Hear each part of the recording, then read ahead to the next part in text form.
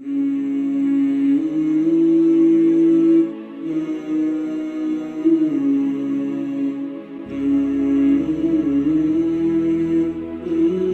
name is Elizabeth, 25 years old from Ontario, Canada, and this is my journey to Islam. Before my reversion, I was a talkative and bubbly girl. Always laughing and having fun, always the social butterfly. People liked to be around me and I too enjoyed the attention. In fact, I craved that attention. It was interesting to see that even the new me was getting attention too, but not in the same way. People were confused about me practicing Islam and people were very curious too. Even today the staring does not cease. People can be so cruel.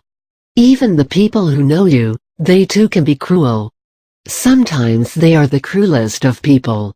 It was hard to see that some of those people who were once so close to me, now viewed me as an entirely different person. All simply because of the clothes I wear. I first started looking into Islam when I was about 13 years old. Something about it just caught my eye and from that moment on, I was hooked. I couldn't stop researching Islam. My teachers would give us an assignment and tell us to pick a topic. You can guess what my topic always was. Islam. I started to realize that despite all the misconceptions I had, I was always convinced with a reasonable answer. No matter what it was, I was faced with surprisingly perfect explanations that I just couldn't ignore. I looked at my family and my childhood and I wondered how my life would be if we were Muslims. I started to compare myself to pious Muslims. How could I ever be like them? I told myself. It seemed like it was an unrealistic goal to approach.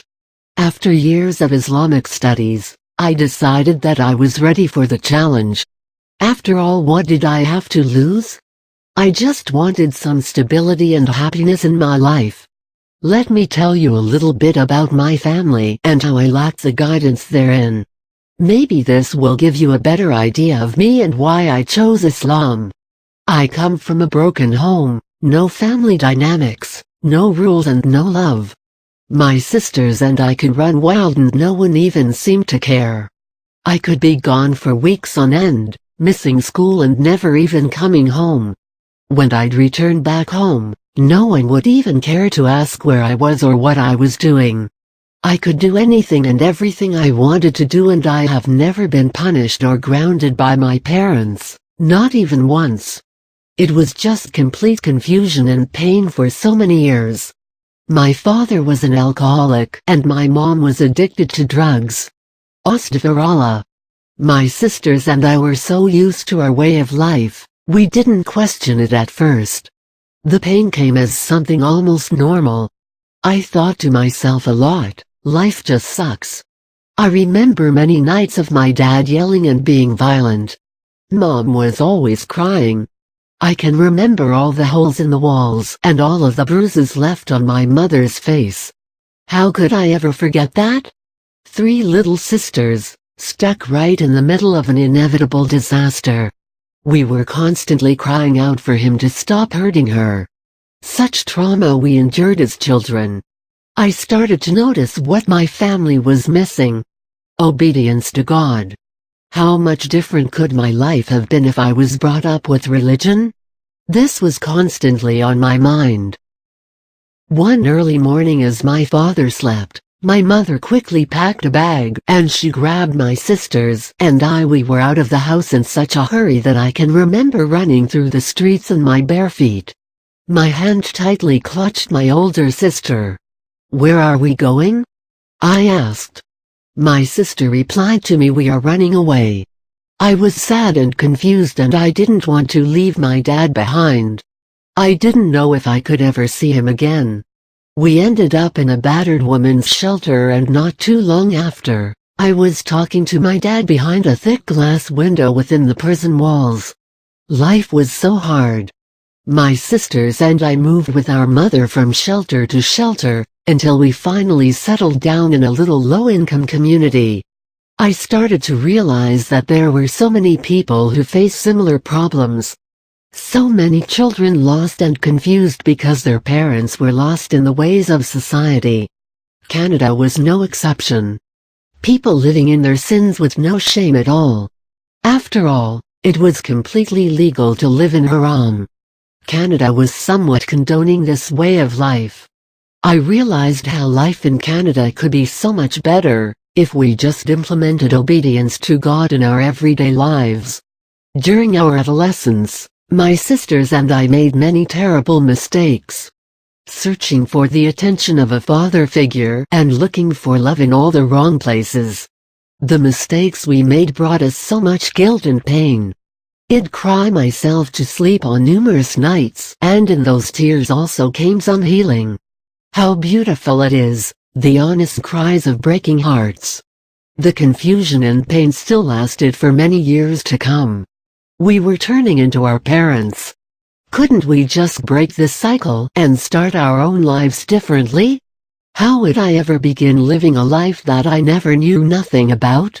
How hard could it really be? After years of living in haram, I almost found it impossible to break out of the lifestyle I knew so well. I was broken, but this brokenness was the feeling of a deep need, a deep desire to submit and surrender to Allah. I was beginning to realize that only God can help me, and without God, I am truly nothing. I had a really long way to go before I could truly know God. I didn't even know where to begin. How would I get started? One night I cried out to Allah. "O Allah, the Beneficent and the Merciful, I have wronged myself, and surely only you can help me. Please help me, Allah. Please, please, please help me. Remove this pain from my life and show me what I need to do." From that moment on, I began by taking it one step at a time. Here is my beautiful journey into Islam. I reverted to Islam on January 28, 2012. Wallahi, it was the best decision I have ever made. An easy decision to make, considering my circumstances. Being on the other side, without Islam, I knew firsthand the consequences of living without obedience to Allah. Words can't even describe the overwhelming relief and comfort I felt on that day of my reversion to Islam. I spoke the words La ilaha illallah Muhammad Rasulullah, and just then, my body was shaken by an intense spiritual awakening. I bursted out in tears of joy. Finally, I found what I have been yearning for all these years. I felt new again, and I felt hope. For the first time in my life, I actually felt hopeful. I left my past behind me. Things are looking up now, I thought to myself. I now had a decent chance at a good life. I started making friends with Muslim women in my community. I was starting to feel a sense of belonging. Just knowing that there are countless others out there who love me and respect me, and they barely even know me at all. I thought to myself again, wow, I have a family now, a big family, and I was only beginning to feel the love that they had for me. I felt so happy to realize that these people care for me and they want the best for me. Anytime I ever needed help in understanding Islam, or even if I just needed someone to talk to, there was always a nice Muslim there for me and willing to lift my spirits high. How blessed am I! I truly am so thankful to have had this opportunity. Indeed, Allah has found me lost and He guided me. Alhamdulillah. Alhamdulillah, Allahu Akbar. God is great, I have no doubts about that.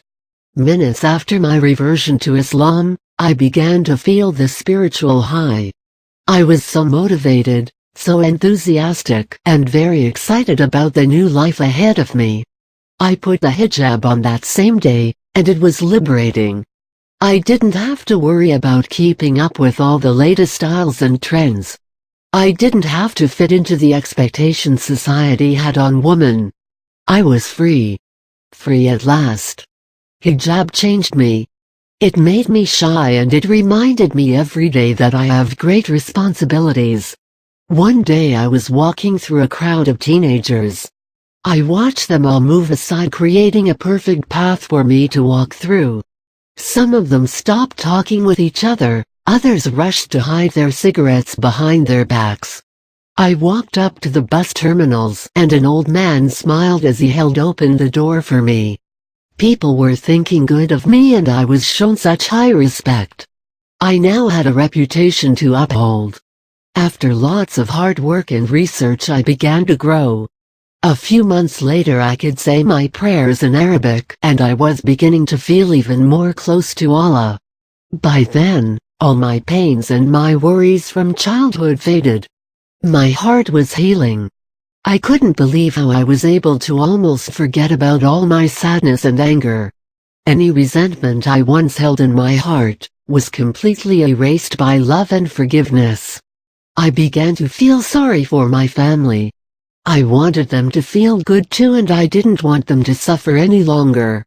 Allah does not change the condition of a people unless they first strive to change what is in themselves. I remember the Quran and what it told me. Then it hit me hard. I'd have to share the beneficial knowledge of Islam. If I want the best for my family, they needed to know about the peace I felt in Islam. I had to share this beautiful religion with them and I knew that this would not be an easy task. I started out by giving away Islamic books to my mother and sisters. I offered kind words of advice and I showed them about Islam through my loving actions and deeds. My mother began to be more loving towards me and she was now coming to me for advice and comfort. One day my youngest sister asked me if I can put hijab on her and of course I didn't hesitate one bit. She looked at herself in the mirror with her hijab on and she smiled. "I wonder if I can be like you," she said. I cried with such happiness. I remembered having a similar feeling when I compared myself to the born Muslims. I thought that I could never be like them. I replied back to my little sister, with the help of Allah, you can be anything you want to be. You just put your heart and mind in.